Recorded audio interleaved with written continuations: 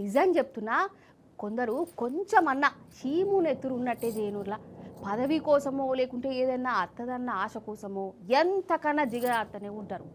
చేతులు కాదు కదా, అద్దన్న కాలు కూడా పట్టుకుంటారు.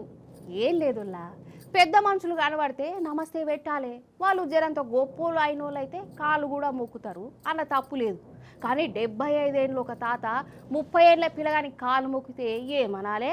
ఏమంటారో మీరే అనుర్రి. ఫాస్ట్కి సీన్ చూడుర్రి.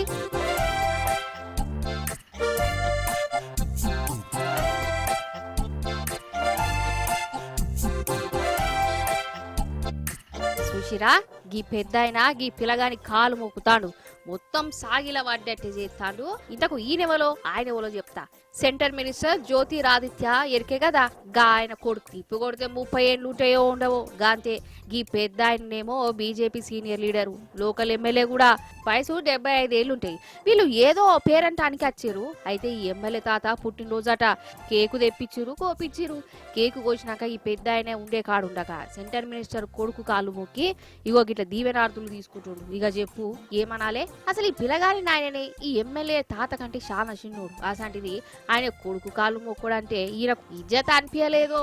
కాంసగా మా పిల్లగాని అయ్యో తాత అద్దు అని కూడా అంటలేడు. ఏదో పెద్ద మనిషి తరికనే తాతకు దీవెనార్థులు ఇచ్చిండు. ఇగో గిట్లనే ఉంటదోలా వాళ్ళ రాజకీయం. ఈడ వయసు మర్యాద గిర్యాద అనేది ఏముండదు. ఎవరు పెద్ద పెద్ద పదవిలో ఉంటే వాళ్లకు వాళ్ళ పుత్రరత్నాల కాడ కూడా గిట్ల తలకాయ వంచవలసిందే. అద్దన్న భజనలు తారీఫులు చేయవలసిందే. బీజేపీలో నడిచే కథనే ఇది అని అంటురు అక్కడ ఉన్నోళ్ళు.